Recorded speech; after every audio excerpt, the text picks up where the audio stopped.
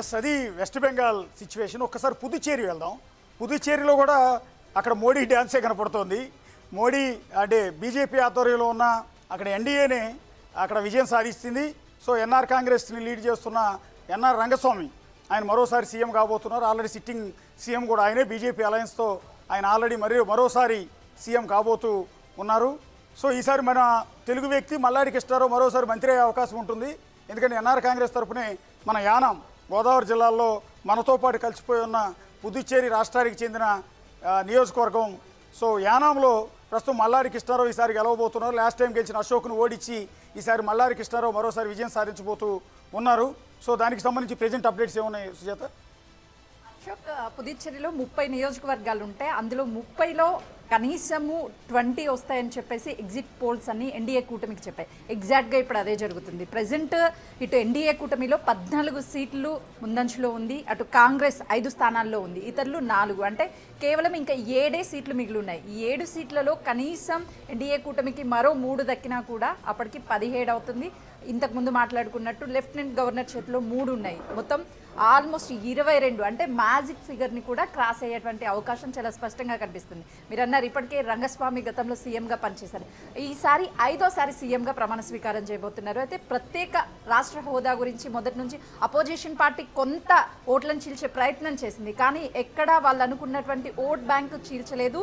దాంతోపాటు TVK party, Vijay party మొదటి నుంచి చెప్తున్నాం ఎన్డీఏ కూటమికి ప్లస్ పాయింట్గానే ఉంటుంది. కేవలం ప్రభుత్వ వ్యతిరేక ఓట్లను మాత్రమే చీలుస్తుంది అని చెప్పుకున్నాము. ఒక విధంగా చెప్పాలంటే విజయ్ అక్కడ ఎంత విజయం సాధించాడో తెలియదు, కానీ ఇక్కడ ఎన్డీఏ కూటమి విజయం సాధించడానికి అయితే వెనక విజయ్ ఉన్నాడని చెప్పుకోవచ్చు. మరికొద్ది సేపట్లోనే ఈ 7 సీట్లు ఎవరికి దక్కుతాయనేది ఒక క్లారిటీ వస్తుంది. పుదుచ్చేరిలో ఏమన్నా టీవీకేకి ఏమన్నా సీట్లు వచ్చాయా? ఇప్పటి వరకు అయితే అదర్స్ 4 ఉన్నాయి, కానీ ఇందులో సపరేట్గా ముందంచులో అయితే 1 మాత్రమే కనిపిస్తుంది. టీవీకే 1 రావడం కూడా రికార్డే. ఆల్రెడీ ఆయన తమిళనాడులో విజయం సాధించాడు. పక్క రాష్ట్రం దాంతో పాటు కలిసి ఉన్నదే కదా పుదుచ్చేరి కూడా, అంటే తమిళనాడుతో పాటు కలిసి ఉన్నది. సో అక్కడ కూడా సేమ్ లాంగ్వేజ్, సేమ్ తమిళే ఉంటుంది. సో ఆటోమేటిక్గా అక్కడ కూడా పాగా వేసి ఒక సీట్ సాధించేటట్టు మామూలు విషయం కాదు కదా. ఎగ్జాక్ట్లీ, గ్రేట్ అనే చెప్పుకోవాలి. ఎందుకంటే ఎవరైనా సరే పార్టీ పెట్టినటువంటి టైంలో అధికారాన్ని దక్కించుకోవడం అనేది ఆషామాషా కాదు. అది కొంతమంది వ్యక్తులకు మాత్రమే పరిమితం అవుతుంది. సో అలాంటిది విజయ్ ఒక రాష్ట్రానికి సీఎం కాబోతున్నారు. మరోవైపు పక్కనే ఉన్నటువంటి రాష్ట్రంలో తను ఆల్రెడీ ఒకసారి మిమ్మల్ని సంతోషపరచ పొద్దు నుంచి మా ఎన్ఆర్ రంగస్వామి గెలుస్తాడని అక్కడ నుంచి డ్యాన్స్ చేస్తున్నారు, సెలబ్రేట్ చేసుకుంటూ ఉన్నారు. సో ఎన్ఆర్ రంగస్వామి గారు డ్యాన్స్ చేస్తున్న వీడియో కూడా ఉంది వాళ్ళ దగ్గర. ఒకసారి ప్లే చేయండి.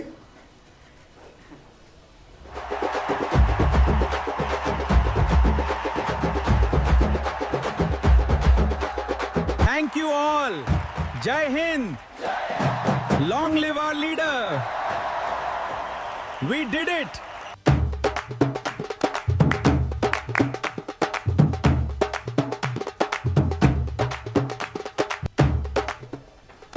ఆల్ ఇండియా ఎన్ఆర్ కాంగ్రెస్ పార్టీ కార్యాలయంలో సెలబ్రేట్ చేసుకుంటున్న ఎన్ఆర్ రంగస్వామి, 5వసారి ముఖ్యమంత్రి కాబోతున్న రంగస్వామి, బీజేపీ కూటమిని అంటే ఎన్డీఏ కూటమిని మరోసారి విజయ తీరాలకు చేర్చిన రంగస్వామి డ్యాన్స్ చేస్తున్న దృశ్యాలు మనం అక్కడ స్క్రీన్ మీద చూస్తున్నాం. మరొకసారి ప్లే చేయండి.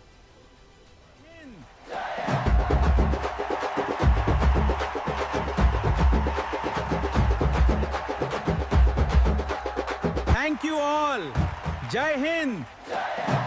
Long live our leader. We did it.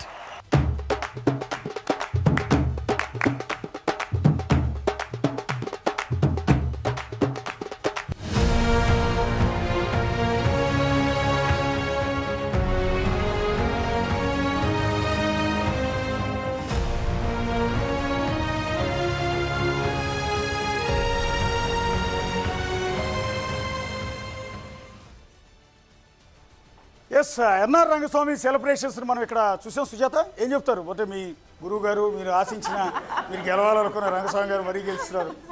అంటే మొదటి నుంచి అదే చెప్తున్నాను, రంగస్వామి ఖచ్చితంగా సీఎం అవుతారని చెప్పుకున్నాము. అదే జరుగుతుంది, జరగబోతుంది కూడా అదే. అయితే ఇక్కడ ఇండిపెండెంట్ క్యాండిడేట్స్ 3 ముందంజలో ఉన్నారు. ఆ సీట్స్ అనేవి చాలా కీలకంగా మారుతాయి. ఎక్కడైనా సరే ఇండిపెండెంట్ క్యాండిడేట్స్ ఎవరైతే అధికారాన్ని చేపడతారో వాళ్ళ పార్టీలో జాయిన్ అవ్వడం చాలా సర్వసాధారణం. సో ఈ 3 సీట్లు కలిపి ఇప్పటికే 14 ఎన్డీఏ కూటమిలో ముందంజు ఉన్నారు. మరొక 3 అంటే 17, లెఫ్ట్ గవర్నర్ 3 అంటే 21 సీట్లు. 20 సీట్లు మనకు అక్కడే కనిపిస్తున్నాయి. ఇంకా 7 పెండింగ్ ఉన్నాయి కాబట్టి 7లో కనీసం 3 గెలిచినా కూడా 23 సీట్లు కైవసం చేసుకొని ఒక హ్యాట్రిక్ అనే చెప్పుకోవచ్చు. 5వసారి సీఎం అవుతున్నారు అంటే సాధారణంగా మనం చూస్తే ఒక 2 సార్లు సీఎం అయ్యాక మరొకరికి అవకాశం ఇవ్వాలి అని చెప్పేసి ఓటర్స్ భావిస్తారు. కానీ ఇక్కడ రంగస్వామికే పట్టం కడుతున్నారు అంటే అది మహిళా ఓటర్ల యొక్క ప్రభావం ఎక్కువగా చూపిస్తుంది. అక్కడ ఉన్నటువంటి ఓటర్లు 9,50,000 ఓటర్లు ఉంటే ఏంటంటే లాస్ట్ టైం ఎన్ఆర్ కాంగ్రెస్కి మెజారిటీ కావాల్సిన సీట్ రాలేదు. కేవలం ఎన్డీఏ సపోర్ట్తో అలయన్స్లో ఉన్న పార్టీ సపోర్ట్తో ముఖ్యమంత్రి అయ్యారు. సో అక్కడ ఎన్ఆర్ రంగస్వామి ముఖ్యమంత్రి అయిన ప్రతిసారి ఆయనకి సింగిల్ లార్జెస్ట్ పార్టీగా మెజారిటీ ఎప్పుడూ రాలా. ఆయన ఏదో ఒక పార్టీతో అలయన్స్లోనే ఉన్నారు. బహుశా ఆయన గతంలో కాంగ్రెస్ పార్టీలో ఉండి కాంగ్రెస్ పార్టీ తరఫున కూడా ముఖ్యమంత్రిగా పనిచేసిన వ్యక్తి ఆ పార్టీ నుంచి విడిపోయి తన సొంత పేరుతోనే పార్టీ పెట్టుకున్నారు. ఎన్ఆర్ అంటే ఎన్ రంగస్వామి, ఆయన పేరుతోనే ఎన్ఆర్ కాంగ్రెస్ పార్టీ అని పెట్టి ఆల్ ఇండియా ఎన్ఆర్ కాంగ్రెస్ అని పెట్టుకుని 5 సార్లు ముఖ్యమంత్రి అయిన రికార్డు అయిన వ్యక్తి, పార్టీ పెట్టిన మొదటిసారి సీఎం అయిన వ్యక్తి కూడా ఈయన కూడా ఉన్నారు. మనం ఎంజీఆర్ గారి గురించి అంటున్నాం, కానీ తక్కువ సీట్లతోనే ముఖ్యమంత్రి పార్టీ పెట్టిన తొలిసారే ముఖ్యమంత్రి అయిన రికార్డు కూడా ఇక్కడ ఉంది. ఇక్కడ ఒకసారి చిన్న ఇంట్రెస్టింగ్ ఏంటంటే ఒకసారి ఫ్రేమ్ ఇటు తీసుకోండి. మేము ఎంటైర్ స్టూడియోలో ఇవాళ న్యూస్ రూమ్లో 6 కటౌట్లు పెట్టాం. దేశం మొత్తంలో జరుగుతున్న 5 రాష్ట్రాలు, ప్రతిష్టాత్మకంగా జరుగుతున్న 5 రాష్ట్రాల్లో జరుగుతున్న అంటే ఎన్డీఏ వర్సెస్ యూపీఏ, లేకపోతే బీజేపీ వర్సెస్ కాంగ్రెస్, లేకపోతే BJP versus Trinamool Congress, BJP versus Dravida Munnetra Kazhagam అంటే DMK, BJP versus TVK. So అన్నట్టుగా సాగిన ఎంటైర్ ఎలక్షన్స్లో మొత్తాన్ని రిఫ్లెక్ట్ చేసేలా 6 నేతలకు సంబంధించిన కటౌట్స్ ఇక్కడ మేము పెట్టాం. ఒకసారి ఇటండి.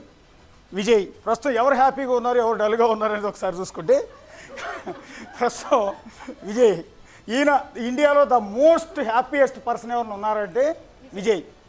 ఇవాళ పార్టీ పెట్టిన మొదటిసారే విజయం సాధించి ఒక అల్టిమేట్ రికార్డు సృష్టించి చరిత్రలో తనకంటూ ఒక పేజీని క్రియేట్ చేసుకున్నా. అంటే ఇకపైన ఇంకొకటి ఎవరైనా మన ఆయన రికార్డుని బ్రేక్ చేస్తారో లేదో తెలియదు. ఇంకొక హీరో ఇదే విధంగా వచ్చి పార్టీ పెడతాడో లేదో తెలియదు, పెట్టినా గెలుస్తాడో లేదో తెలియదు. సో ఈ ఉత్సాహంతో చాలామంది పెడతారు, కానీ ఈయనకున్న క్రేజు, ఈయనకున్న ఆదరణ ప్రజల్లో రాకపోవచ్చు వేరే hero. So the happiest person ఎవరు ఉన్నారంటే విజయ్. తర్వాత దేశంలో అత్యంత బాధాకరమైన పరిస్థితుల్లో ఉన్న వ్యక్తి ఎవరైనా ఉన్నారంటే ఉన్నపీఠం దిగిపోవాల్సిన స్టాలిన్. పైగా ఎగ్జిట్ పోల్స్ అన్నీ ఆయన మోసం చేశాయి. ఎగ్జిట్ పోల్స్ అన్నీ నిలువులో ముంచాయి. నువ్వే గెలుస్తావు అనగానే ఆయన 3 రోజుల నుంచి ఆ సంబరాల్లో ఆనందంలో ఉండిపోయిన వ్యక్తి స్టాలిన్ గారు. ఆయన ఇప్పుడు ఇండియాలో అత్యంత బాధాకరమైన సాడ్ సిచ్యువేషన్లో ఉన్న వ్యక్తి స్టాలిన్. నెక్స్ట్ ఇంకో వ్యక్తి కొత్త పార్టీ చేతిలో ఓడిపోయి పైన ఉన్న వాళ్ళ నాన్నగారు కరుణానిధి గారు కూడా తెగతిడుతూ ఉంటాడు. ఆయన అశోక్, ఇప్పుడు ఒక బిగ్ బ్రేకింగ్ చూస్తున్నాం. 108 సీట్లకి టీవీకే చేరింది. దీంతో పాటు ఇంట్రెస్టింగ్ ఏంటంటే విజయ్ కార్ డ్రైవర్ కొడుకు శబరినాథ్ విరుంగంపాకం నుంచి ఆయన ముందంజలో ఉన్నారు. అంటే ఇప్పటివరకు ఆయన గెలుస్తారా లేదనేది చాలా వరకు అనేక ఊహాగానాలు వచ్చినాయి. ఆయన పైన చాలా వరకు ట్రోలింగ్ చేశారు. అంటే కారు డ్రైవర్ కొడుక్కి సీట్ ఇచ్చడం వల్ల ఏంటి లాభం అనేది. కానీ ఇప్పుడు ఆయన కూడా విరుంగంపాకం నుంచి ఆయన ముందంజలో ఉన్నారు. దాదాపుగా 108 స్థానాలకి టీవీకే చేరుకుంది. ఇక్కడ మీకు గుర్తుందా, పవన్ కళ్యాణ్ జనసేన పార్టీ పెట్టినప్పుడు 2019లో చెప్పులు కుట్టే వ్యక్తి కొడుక్కి సీట్ ఇచ్చాడు. అదో పెద్ద ట్రాక్ రికార్డు అనుకున్నాం. విజయ్ కూడా కార్ డ్రైవర్కి సీట్ ఇచ్చినప్పుడు అందరూ అనుకున్నది ఏంటంటే, ట్రోలింగ్ చేసింది ఏంటంటే పవన్ కళ్యాణ్ ఇమిటేట్ చేస్తున్నాడు, పవన్ కళ్యాణ్ ఫాలో చేస్తున్నాడు. సేమ్ పవన్ కళ్యాణ్ కూడా చెప్పులు కుట్టే వ్యక్తికి సీట్ ఇస్తే ఓడిపోయాడు. సీట్ ఇచ్చిన పవన్ కళ్యాణ్ ఓడిపోయాడు. రేపొద్దు నీ పరిస్థితి కూడా అంతే, నువ్వు సీట్ ఇచ్చిన డ్రైవర్ కొడుకు ఓడిపోతాడు, నువ్వు ఓడిపోతావు అని కంపేర్ చేశారు. కానీ పవన్ కళ్యాణ్ నేను ఒకటి కాదు, ఆంధ్రప్రదేశ్ పాలిటిక్స్ తమిళనాడు పాలిటిక్స్ ఒకటి కాదు, తెలుగు తమిళం ఒకటి కాదు అని ప్రూవ్ చేసిన వ్యక్తి ఇక్కడ విజయ్. అది బిగ్గెస్ట్ బ్రేకింగ్ నిజం చెప్పాలంటే కారు డ్రైవర్ కొడుకు గెలవడం. ఇక 3వ కటౌట్ దగ్గరికి వద్దాం. ఇప్పుడు దేశంలో మరింత బాధాకరంగా ఉన్న వ్యక్తి ఎవరు ఉన్నారంటే ఇది ఈ కటౌట్. ఒకసారి మీరు తీసుకోండి. ఇది పినరయి విజయన్ గారు. ఆయన ఇప్పుడు కూడా యాక్చువల్లీ కేరళలో వాళ్ళు ఓడిపోయినా కూడా హ్యాపీగానే ఉంటారు. ఇక్కడలాగా ఏడవరు, రాజకీయాలు చేయరు, చండాలం చేయరు, చాలా డీసెంట్ పాలిటిక్స్ ఉంటాయి వాళ్ళ దగ్గర. ఎందుకంటే గాడ్స్ ఓన్ కంట్రీ అది. గాడ్స్ ఓన్ కంట్రీలో ఆ పార్టీల రాజకీయ నాయకులు కూడా అలాగే ఉంటారు. అంటే రెండోసారి గెలవడమే ఒక మిరాకిల్. మిరాకిల్ కాబట్టి ఆయన ముందుగానే తెలుసు ఆయనకి 2 సార్లు ఉన్నది నేను ఎక్కువ అనుకున్నట్టున్నాడు. నేను ఎట్లా గెలవనని నిన్నే ట్విట్టర్ హ్యాండిల్ నుంచి సీఎం అనేది తీసేసి పొలిట్ బ్యూరో మెంబర్ అని పెట్టేసుకున్నాడు. సో అత్యంత బాధాకరమైన వ్యక్తి పినరయి విజయన్ అని కూడా అంటానికి లేదు. సో ఒకసారి కటౌట్ చూపించండి విజయ్ గారిది, పినరయి విజయంది. యా సో ఇప్పుడు ఆయన బాధాకరం అని చెప్పలేము, అలాగని చెప్పి సంతోషకరంగా ఉన్న వ్యక్తి అని కూడా చెప్పలేము. గురించి ఒకటి కానీ మాట్లాడుకోవాలి. జనరల్లీ సిపిఎం కానీ చాలా హుందాగా నడుచుకుంటారు వాళ్ళు. సో అఫీషియల్గా ఓటమిని ఒప్పుకుంటారు. ఈవెన్ రేపొద్దున కాంగ్రెస్ తరఫున ఏ విడి సతీష్ అని కావచ్చు, లేకపోతే రమేష్ కావచ్చు, కేసీ వేణుగోపాల్ ఎవరో ఒకళ్ళు సీఎం అయితే ఆ ప్రమాణ స్వీకారానికి వీళ్ళు వెళ్ళి ముందు రోజులో కూర్చుంటారు. యా ఒక్కసారి ఇదొకటి. నెక్స్ట్ ఒకసారి రాహుల్ గాంధీ గారి దగ్గరికి వెళ్దాం. సో సగం బాధపడుతూ సగం సంతోషిస్తున్న వ్యక్తి రాహుల్ గాంధీ. అస్సాంలో హోప్స్ పెట్టుకున్నారు. ఒకసారి రాహుల్ గాంధీ గారిని చూపించండి క్లోజ్గా. రాహుల్ గాంధీ గారి కటౌట్ చూస్తే సగం బాధాకరం సగం సంతోషం. ఎందుకంటే జరిగిన ఎన్నికలు జరిగిన 5 రాష్ట్రాల్లో ఒకే ఒక రాష్ట్రం నుంచి గెలిచారు. అంతేగా, కేరళలో మాత్రమే విజయం సాధించారు. అది కూడా ఆయన కష్టం కిందకి రాదు, అది ఆటోమేటిక్గా పవర్ ట్రాన్స్ఫర్మేషన్. అది పవర్ ట్రాన్స్ఫర్మేషన్ 10 ఏళ్ళు అయింది కాబట్టి జరిగింది తప్ప రాహుల్ గాంధీ గారిని చూసి అక్కడ గెలిపించారని అనడానికి లేదు. ఆ క్రెడిట్ ఆయన తీసుకోకపోవచ్చు. అందుకని సాడ్గా నడుచుకుంటూ ఆయన వెళ్ళిపోతున్నారు పాపం. Next cutout the most powerful ఇవాళ ఇండియాలో అస్సలు దాన్ని ఏమంటారు 1000% హ్యాపీగా ఉన్న వ్యక్తి మోడీ గారు. ఒకసారి ఆ కటౌట్ చూపించండి మీరు తప్పుకుని. ఒకసారి నరేంద్ర మోడీ గారి హ్యాట్రిక్ ప్రధానమంత్రి. ఇప్పుడు జరిగిన 5 రాష్ట్రాల్లో మీకు పశ్చిమ బెంగాల్ అసలు ఆయన చెప్తున్నారు 3 సార్లు ప్రధానమంత్రి అయినా కూడా రాని హ్యాపీనెస్, 3 సార్లు పిఎం సీట్లో కూర్చున్నా కూడా రాని ఆనందం, ఒక్కసారి పశ్చిమ బెంగాల్ పీఠం మీద బీజేపీ జెండా ఎగిరితే అంత హ్యాపీగా ఫీల్ అయి ఉంటాడు బహుశా. ఇంకోటి అశోక్, రీజనల్ పార్టీస్ ని తొక్కేస్తున్న పార్టీ కూడా రీజనల్ ఫ్లేవర్ ని అణిచేస్తూ జాతీయవాదాన్ని అనుకోవడానికి ఎలా ఉంటుంది? ఇప్పుడు రీజనల్ పార్టీ అంటే మీకు తృణమూల్ కాంగ్రెస్, ఎక్కడ కూడా రీజనల్ పార్టీస్ ఆవిర్భవిస్తుంది. తృణమూల్ కాంగ్రెస్ రీజనల్ పార్టీ కాదు. For example Trinamool Congress regional party కాదు, ఆవిడ చాలా రాష్ట్రాల్లో పోటీ చేస్తుంది. రెండోది వచ్చి నీకు ఇంకోటి సాడ్ పర్సన్ ఎవరు ఉన్నారంటే మమతమ్మ, దీది. ఒకసారి దీది గారి కటౌట్ చూపించండి. సో ఇక్కడ బాధాకరం ఎందుకంటే పాపం ఇన్నాళ్ళు ఆవిడ చేతుల్లో ఉన్న అధికారం కాస్త ఒకసారి క్లోజ్ వెళ్ళండి. మమతా బెనర్జీ క్లోజ్ వెళ్ళండి.